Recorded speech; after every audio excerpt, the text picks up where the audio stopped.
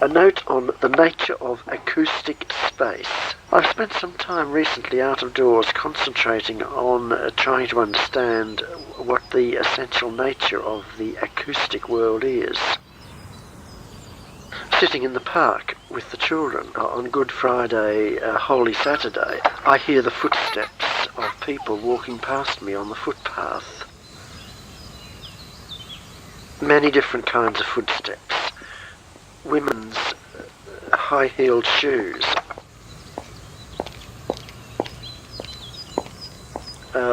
shoes that sound like flip-flops,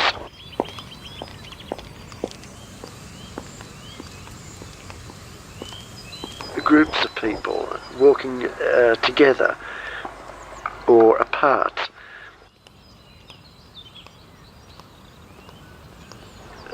children toddling along with rapid steps, somebody running.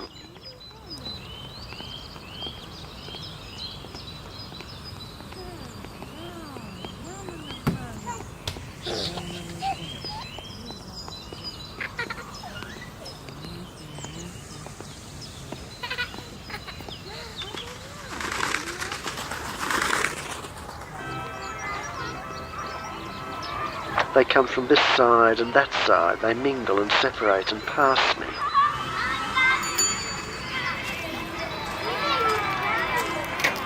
There's the rustling of the newspaper from somebody sitting on the next bench.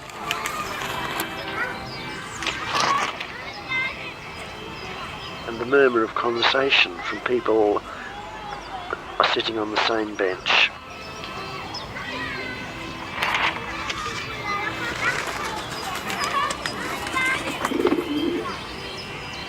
Further out to the right and behind me there's the car park and the sound of people starting and stopping their cars and driving off.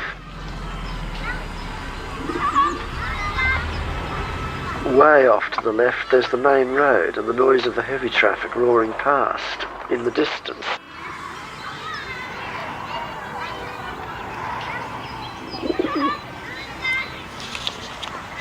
Further in front of me is the lake, with the ducks and the other pond birds, with all the quacking and the splashing that goes on all the time as they land and take off and fight and squabble over bits of food.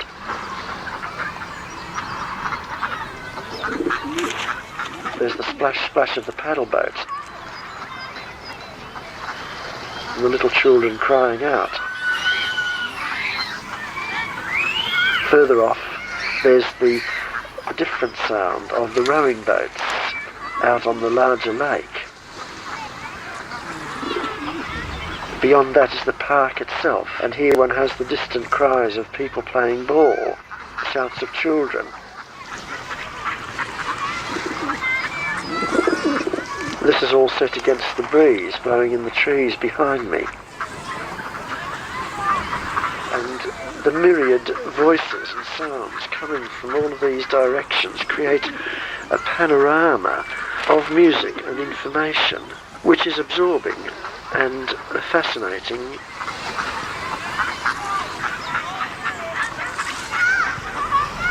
I suddenly hear a voice from the lake.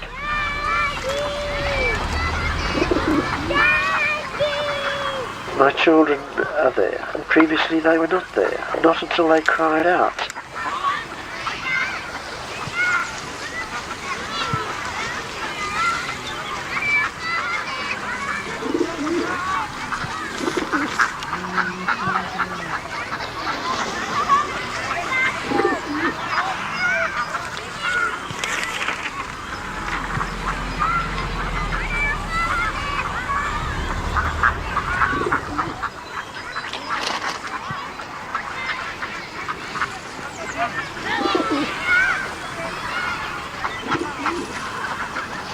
The strange thing about it is that it's a world which consists only of activity. Every sound is a point of activity. Where there is no activity, there's no sound, and then that part of the world dies.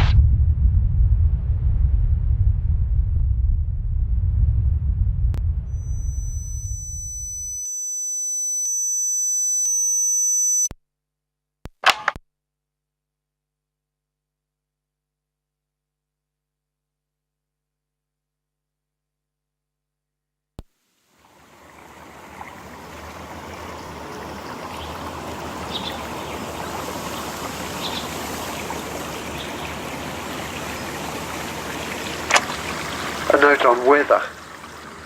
I noticed that I was greeting people and saying to them what a nice day it was, to find that they were unresponsive or even surprised.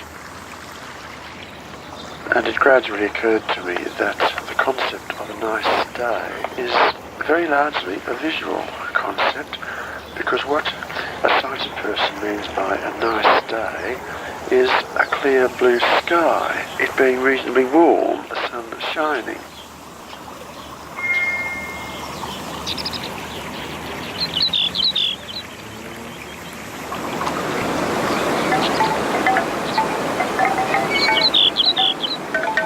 In the blind person's appreciation of weather, wind takes the place of sun.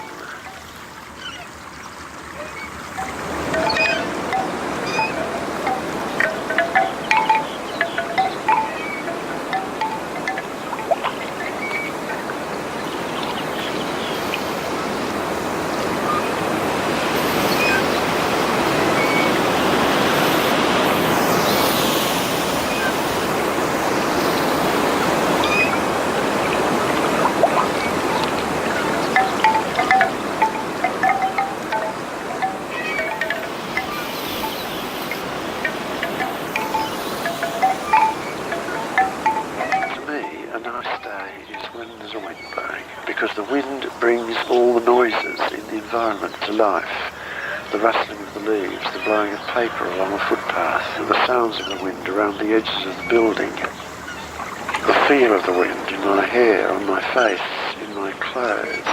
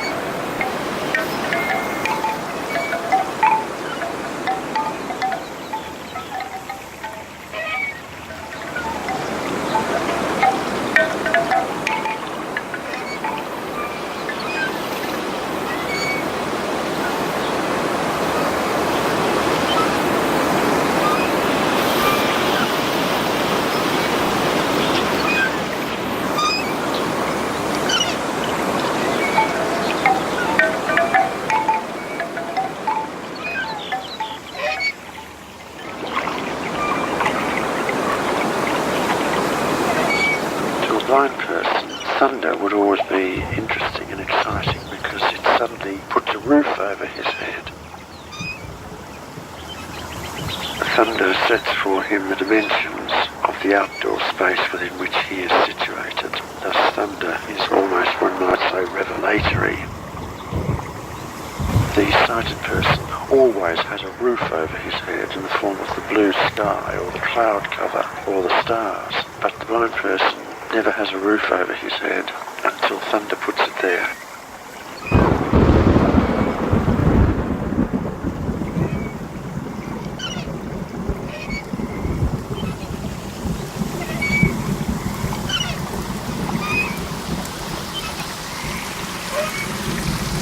The same is true of the sounds of the wind in the trees. It gives space.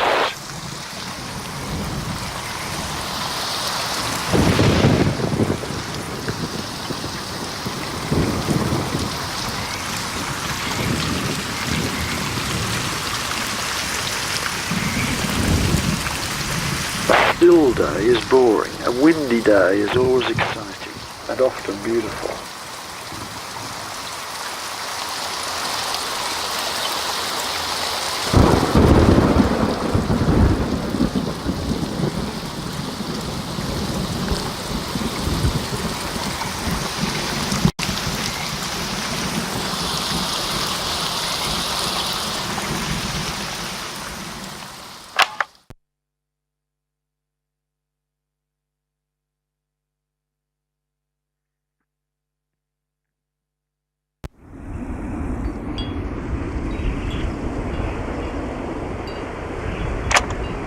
The earliest experience of panic which I can remember in connection with blindness took place in the middle of December, on a dark afternoon when snow had been predicted.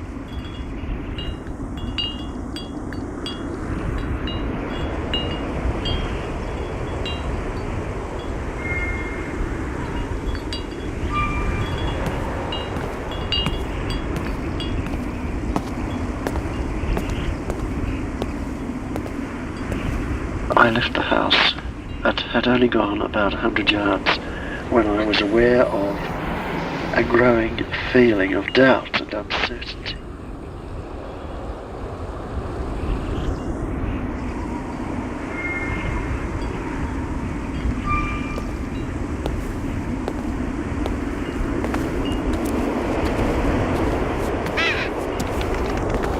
I was intensely aware of the fact that I was going through nothing, through an intensely cold nothing, going nowhere, entirely alone.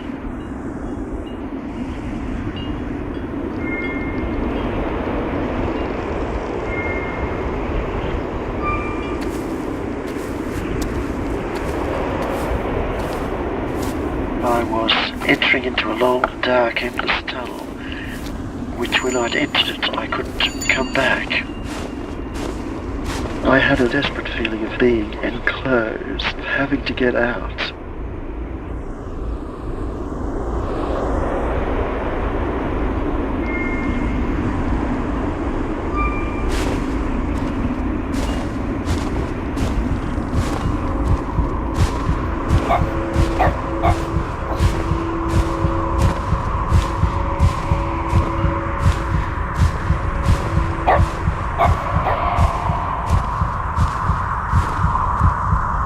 Dreadful sense of impending doom.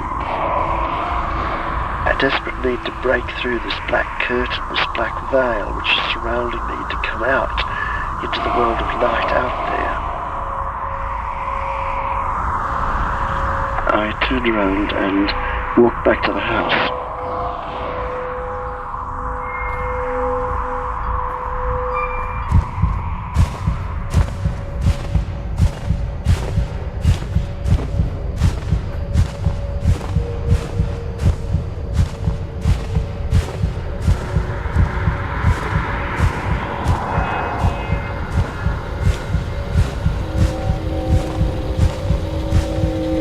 Get out, as if I was banging my head, my whole body against the wall of blindness.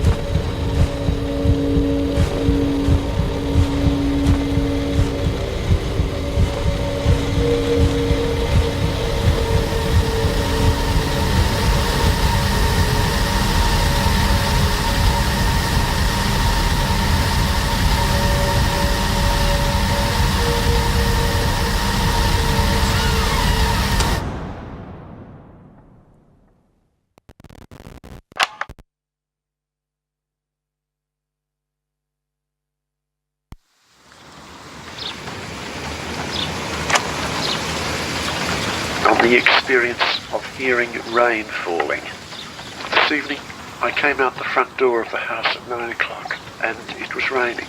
I stood for a few minutes, lost in the beauty of it.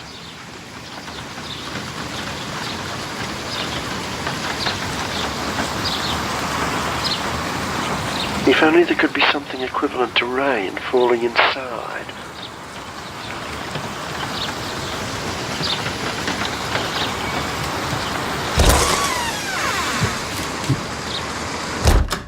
Then the whole of a room would take on shape and dimension.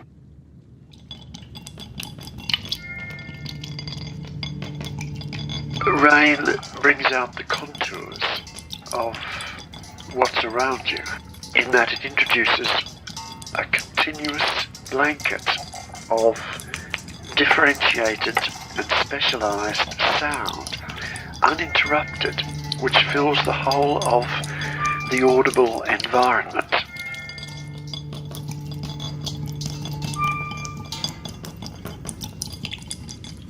I should also say that this is an experience of beauty, and the beauty lies in the way that the patterns of sound present the world to one, the world which is otherwise veiled until one actually touches it, is through the grace of the rain revealed to one, becomes present to one, so that suddenly, instead of being isolated, cut off, preoccupied internally by the things that your body is encountering moment by moment, you are presented with a world.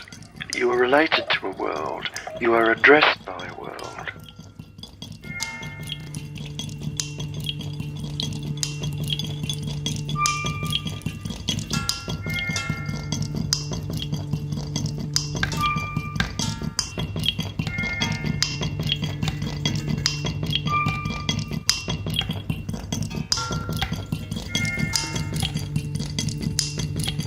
Why should this experience strike one as being beautiful? Cognition is beautiful. It is beautiful to know.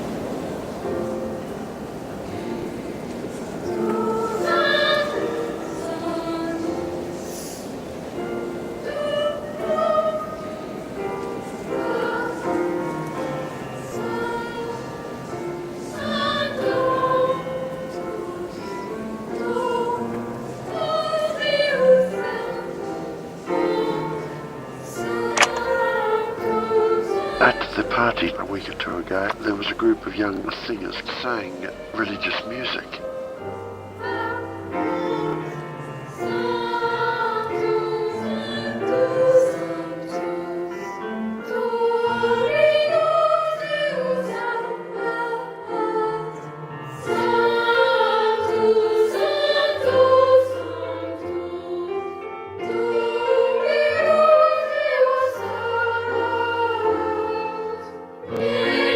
Was so beautiful and delightful to hear, and I was standing so close to them. I listened with real ecstasy, and it was just a lovely experience.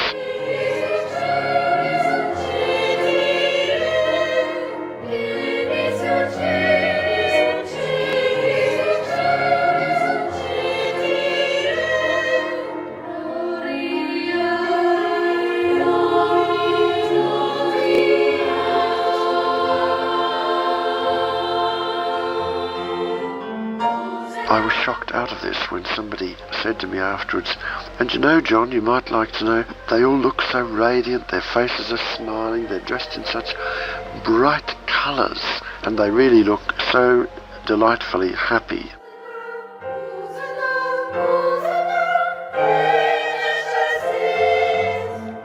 I was, in a way, glad to have this information, but what moved me was the sound, and I do not think that my pleasure at the sound could have been increased by sight or by a description of what I would have seen if I had sight.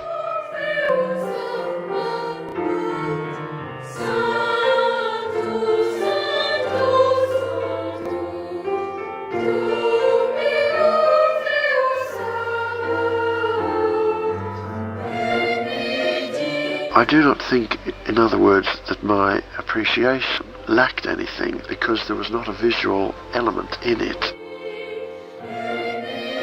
This makes me reflect upon the fact that, as one goes deeper into blindness, the things which once one took for granted and then mourned the loss of and then tried in a way desperately to compensate for, in the end cease to matter. They lose existential meaning, they are removed to the periphery of one's consciousness, they become irrelevant.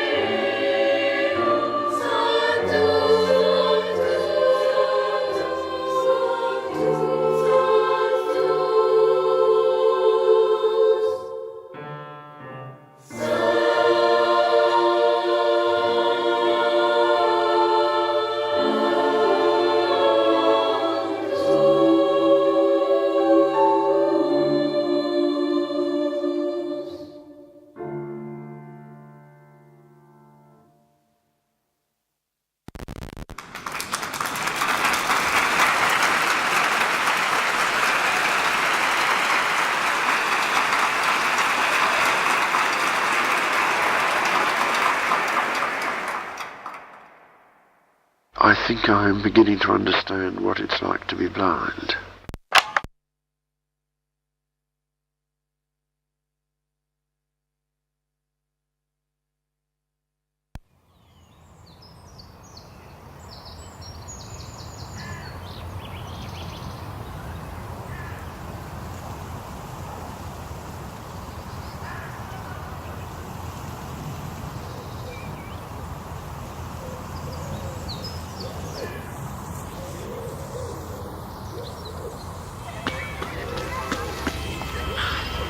It is strange going back to these memories after more than 30 years.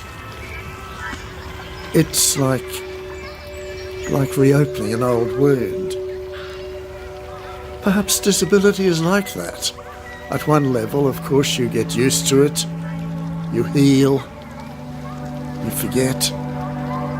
But then something like this comes along and it's as if there's a running sore far beneath that has never been healed.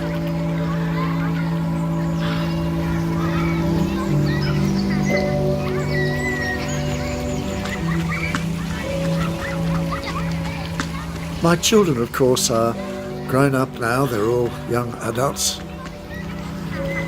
Would I have got to know them better had I seen them all these years?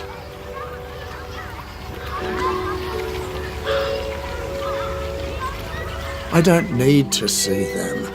I don't think I would have known them anymore if I could have seen them. My life with them has been a life of conversation, of stories lived together, of passing days. after all. Being human is not seeing, it's loving.